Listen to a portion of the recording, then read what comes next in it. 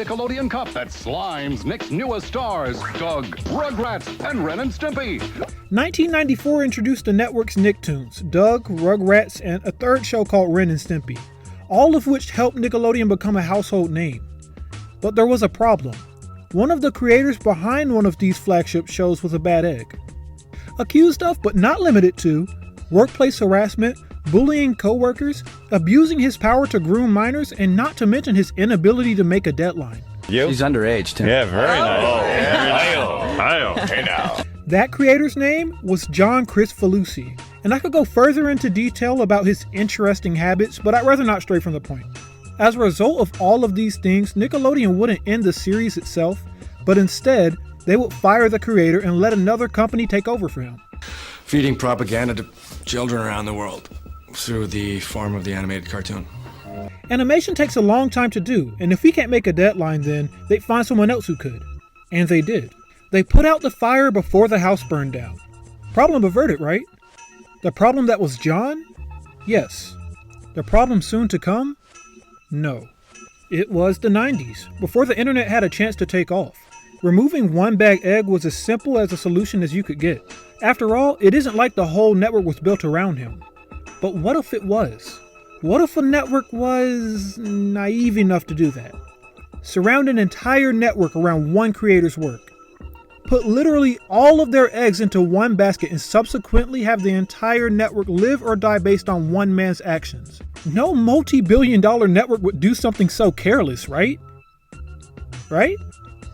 Well, enter Dan Schneider. Usually when it comes to other children's networks like Cartoon Network, Disney Channel, and PBS Kids for the one weird kid who sniffs glue on their off time. Stewie, listen to me. Never ever do this great thing I love. There was always a good amount of variety in programming. Different cartoons, different series, characters, different premises in general, with maybe one or two times where a creator or two maybe overlap. Which is nothing out of the norm. But odds are, you can't even name a single one of the creators behind your favorite Disney Channel sitcoms. Why isn't that the case for Nickelodeon? Nickelodeon is probably one of the only studios I can think of that has become a victim of their own success. It's been really exciting. I don't think I ever expected this, and iCarly, which is another show on Nickelodeon, is also nominated. So I'm not expecting to win, but I hope that someone in the Nickelodeon family does win. So humble. You're not expecting to win. Come on. I'm just excited to be here. They struck success very early into their sitcom careers. Shows like All That and Kenan and Kel almost immediately became household names for teens in the 90s. So of course, it only made sense to give Dan his own show. So they test the waters with something that he was already used to. That being a sketch comedy show by the name of The Amanda Show, which only further proved to Nickelodeon that Dan's success was no fluke. So from 1999 all the way until 2018, Nickelodeon would push this man, and let's be honest, only this man, to the forefront of the network. After The Amanda Show came Drake and Josh, then Zoe 101 to iCarly, then Victorious, Dan's formula was a proven success. Sure, Nickelodeon had a few other creators like Andy Gordon, Scott Fellows, and that one guy who gave us Marvin. Anyone remember that show? The show starring Lucas, who played Fred in his first lead role that wasn't Fred but shared the same humor and mannerisms as Fred? Oh, this part's kind of sexual. You know what Nickelodeon had other completely capable creators, but none of them could even come close to matching what Dan Schneider did for the network. We're talking about a guy who made the network hundreds of millions of dollars. The only person who come close to that is Scott Fellows with Ned's Declassified and of course Big Time Rush. But despite both of those being moderate hits for the network, neither could really compare. Big Time Rush was a big deal, but mostly because of the money made from the music, which the show was just an excuse to promote. Dan's success was just different. iCarly alone had the second highest viewership of all of Nickelodeon history, only behind the Rugrats All Grown Up special, surprisingly. His shows not only had the highest viewership of all the big three networks, but reached a level of success that was not believed to be achievable for children's television. His shows got so big that they were being referenced by shows that our parents would watch, like ER, Community, The Colbert Report, even Arrested Development. Peter, wake up. I need to know if I can delete your iCarlys from the DVR. 1, 2, 3, 4. The girl door. The girl next door is not the girl next door. She's a girl I'd stay home for. Guys, I know I'm beating a dead horse right now, but I have to make sure you understand the full scope of this man's success at the time. Action figures and toys of sitcom characters. Found iCarly studio stuff. This is backwards talker. Any word you say, it totally says backwards. Madness! Say that! Random dancing. Random dance practice. You control the music. Video games that weren't really good, but they existed. Perfecto. Ladies? Hey, Psychoids, so what's that? For those of us who can read, it's a theater poster for Romeo and Juliet. Exactly. iCarly's album alone sold 3 million copies in the first month. When you're reaching levels of success like this, the network can't help but notice. With a man that's bringing that level of success to your network, why even bother putting your eggs into another basket? Why take the risk? Nickelodeon was happy, fans were happy, and Dan was a success. But unfortunately for Nick, when you put all your eggs into one basket and base your network on one man's success, it eventually backs you into a corner, and his success becomes power. More to come in Teen Nick. Up next, catch Zoe 101. And at 8:30, stay right here for Romeo. Keep it here in Teen Nick. Hey guys, sorry to interrupt the video right here, but I just wanted to thank you for your support on my latest video. It received far more love than I ever could have expected, and I just wanted to say I appreciate you all so much. I know it's been a while since that video, and I'm sorry, but this is my second time making this video that you're watching right now, and I just couldn't wrap my head around what I wanted it to be. So as a thank you for your patience, I've decided to give you both. The one you're watching now, and the other will be exclusive to our Discord and features a full review of Good Burger 2. I plan to get back on track with videos every other week and hope to entertain you all for years to come, and I really appreciate your support. The break's over. Now back to the show on Nickelodeon. Is it possible for a teenage girl to drink water upside down? Stop laughing at the director. Show some respect, Jeanette. Okay. Tori, please pour ketchup all over your feet. Okay, what is wrong with people? Just... I'm thirsty!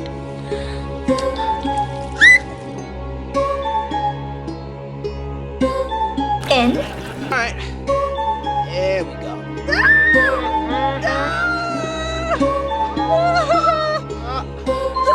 Spread your toes, girl. Recall back to the beginning of the video when I took so long to set up John K., creator of Ren and Stimpy, and the terrible acts he'd commit behind the scenes? That was an easy fix. John K. had only been a part of one show. Just wanted to draw sexy girls into the cartoons. But since the networks were all run by dykes, they wouldn't let you because they thought it was offensive to women to... They were able to cut ties with him and continue on without the audience becoming any wiser. That becomes a lot harder when the one man who you now rely on to help carry the network starts receiving accusations about his behaviors on set.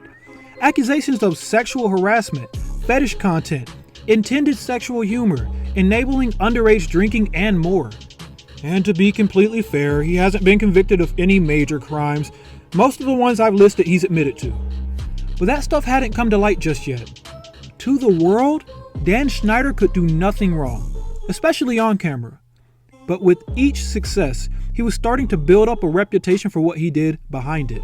So if you're Nickelodeon, or let's be honest, any other studio in this situation, what would you do?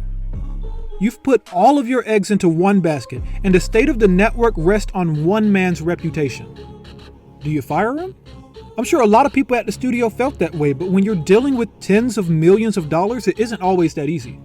Firing him in his peak would mean shareholders leaving, Nickelodeon stock dropping, lower viewership, which means less money from advertisers. And Dan knew all of this. The whole network relied on him, so he could pretty much do whatever he wanted.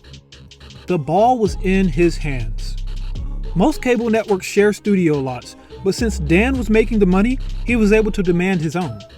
With each success came full control over whatever he wanted, so he could do lots of things like influence children into drinking, and the most he'd get was a slap on the wrist. And Dan himself started to love the attention that came with his shows being a success, so he pushed his name to the forefront of headlines himself. He even made a website and a YouTube channel just to document his time making these shows, which is in no way a crime. I kinda wish more creators did that. YouTube channel's still up, by the way. Just a few months ago, me and my brothers were bored waiting for a flight, so we decided to check out his YouTube channel, and it seems harmless at first, but the further down you scroll, the weirder things get. I mean, it was both hilarious and horrifying. I've been really trying, baby, trying to hold back this feeling for so long. And if you feel like I feel, baby,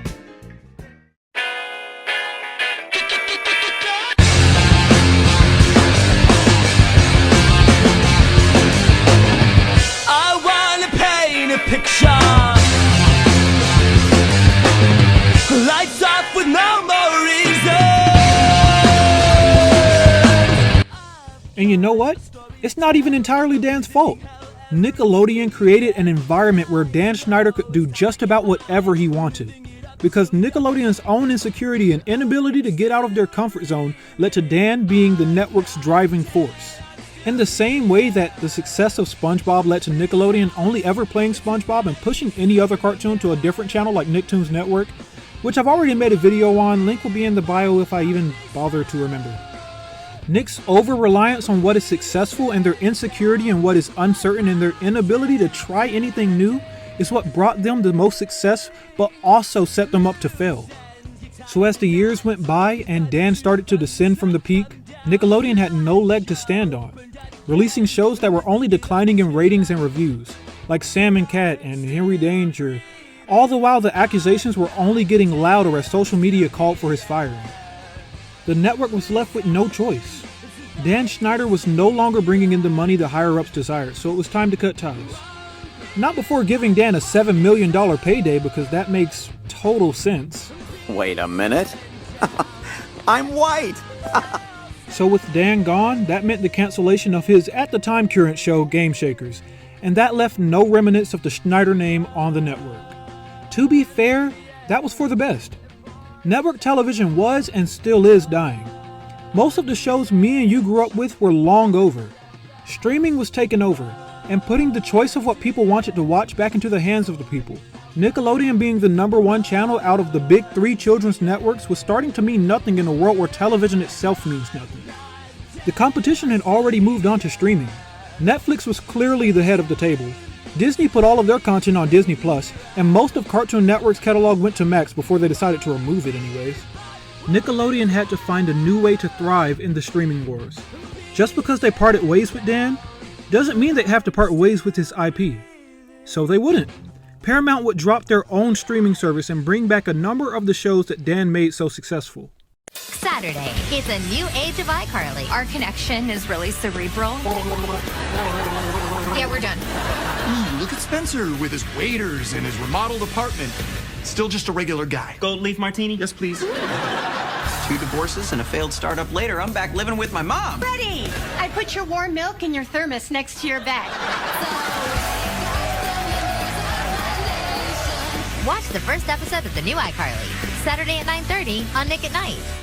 For the first time in decades, these characters that we all grew up with and cherished even till this day were coming back. Marketed for kids who are now adults who grew up with them, which had just about everyone excited. Deciding to bring back some of the most iconic and nostalgic Nickelodeon sitcoms ever seemed like a great idea. And with nostalgia being at an all-time high for our generation, you'd think this was a no-brainer of a decision. Paramount Plus announced a revival for iCarly, a Zoe 101 follow-up movie, and a sequel to 1997's Good Burger, which I'm honestly surprised didn't happen sooner. The excitement was at an all-time high.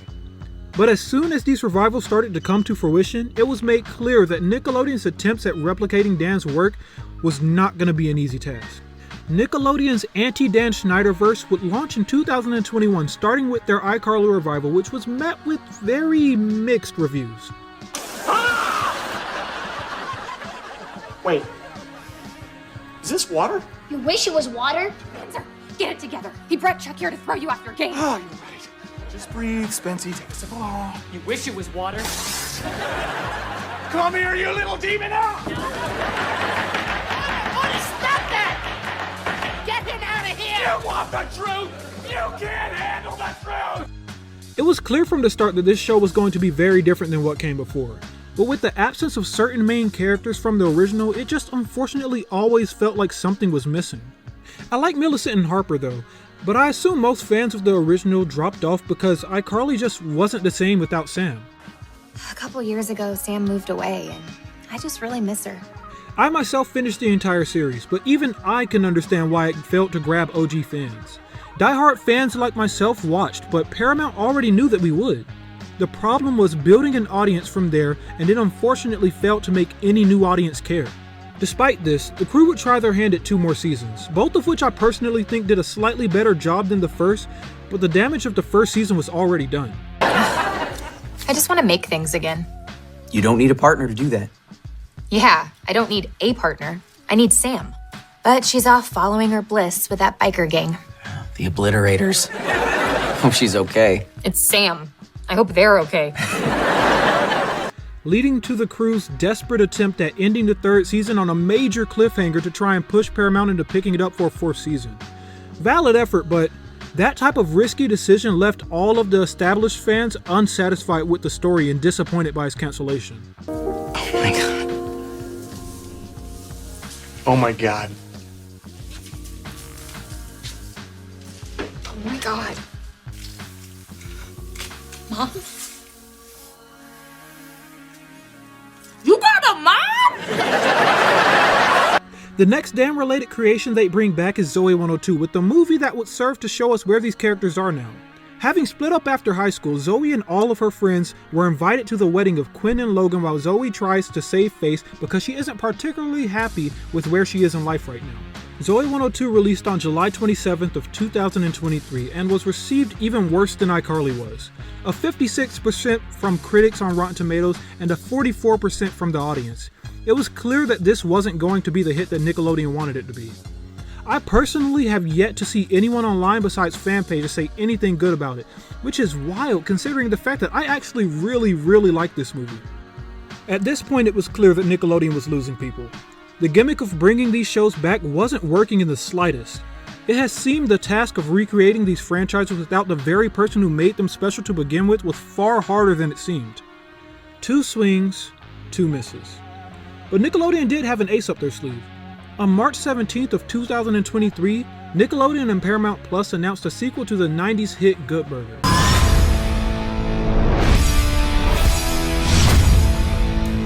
You think I can get a job at Good Burger? I'm putting a good word to Mr. Jensen. That's not soap, by the way. It's maple syrup. Why? Do you guys serve veggie burgers? I can serve anything on the menu. Good Burger! It's fried! Which, unlike previous revivals, it managed to bring back just about everyone who was in the original, even if just for small cameos. Now I know Dan Schneider didn't create Good Burger, but not only was he in it, but he wrote for the movie as well, so I think it still counts. You can at the very least still see some of his really goofy influences. Nickelodeon, knowing that their little anti-Dan Schneider experiment wasn't working out completely how they wanted, decided to pretty much roll out the orange carpet for this one. They tried to make it as big as possible, bringing back the original cast, fast food tie-ins, and nothing but non-stop cameos. This movie really feels like a Family Guy cutaway gag. My brother Broderick's a cosmetic surgeon. Is he good? Well, Nell Carter used to be twice as big before Broderick got through with her. FYI, he used the fat he took out of her to make the 2 kids from Good Burger. But despite paying almost everyone they could think of to be in this movie for the sake of marketing alone, none of it could save the film itself. It released on November 22nd of 2023 and was yet another nostalgia cash-in that didn't pay off. Nickelodeon and Paramount had everyone's attention, yet they dropped the ball yet again with another revival that some critics felt was just mediocre. Though the audience themselves seemed to like it a bit more than critics did, any hopes of audiences trusting Nickelodeon's ability to bring back beloved shows was now gone, with any new announcements being met with skepticism and cautious optimism from fans like myself. Nickelodeon's result was unfortunately 3 attempts at recreating the magic that we all once grew up with, and 3 failures at doing so. But I wouldn't feel so bad for Nickelodeon, because while none of them worked out, I don't think this is the end of them trying.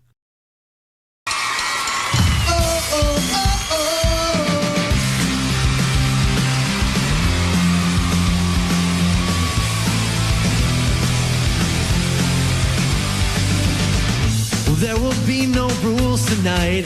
If there were, we'd break them. Nothing's gonna stop us now. Let's get down to it. It was a valid attempt, but I just think that they were looking at this the wrong way. The problem is that television as a whole just isn't what it used to be when we were growing up.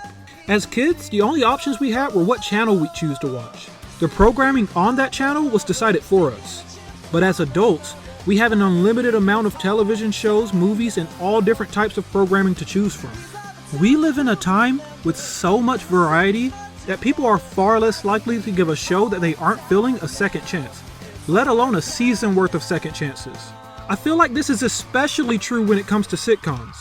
Sitcoms ruled the world when you could just turn on the television and let whatever was on play. But now, since we have the variety that we have, most people prefer to watch something that they can have their full attention on. Something with stakes that could lead to a binge. But in the world of sitcoms, with most sitcom episodes being purely episodic, they are no longer made a priority to viewers. And when people do decide they want something comfortable to put on in the background like a sitcom, they usually choose something they've already seen. Otherwise, us as viewers and people who pay monthly for subscriptions to these services feel as if we're not getting our money's worth. Television has unfortunately changed. And the landscape of TV with special promos and bumpers might not be what it used to be, but that doesn't mean all hope for what was once our childhood is lost. Nickelodeon's first 3 attempts failed, but who's to say they have to stop there? I think the best step Paramount and Nick could take going forward is to stop trying to replicate Dan. While he is justifiably controversial, the charm of his specific type of writing can't be replicated. Not without coming across as trying too hard or being too silly for what is now an older audience. But that's okay, because there are plenty of creative people out there who actually could make something special with these characters. But the only way to do that is to treat them like their own things. It sucks to say, but of course iCarly wasn't gonna feel like iCarly. She's not in school anymore. She has to get a job and pay bills and worry about love in the real world and such. But around the end of the series, it actually felt like it started to become its own thing. That's the approach I'd take. I feel like we've gotten closer to that with every project, especially Zoe, so I want to look forward to whatever is coming next. They're finally steering the ship in the right direction. So no matter what comes next, whenever it releases, I'll be here, ready to review them for your entertainment. It was the kiss they tried to hide. But Saturday, Sam and Freddy kiss! Calm down. Never tell a girl to calm down! when the truth comes out, Tell me! We promised each other we'd never speak of it again. Oh man, I've been speaking of it again! will it tear 3 friends apart forever? Why didn't you tell me that you and Freddy kissed? You spoke of it. Find out in a brand new iCarly special, I Think They Kissed, premiering Saturday at 8. Only on Nick.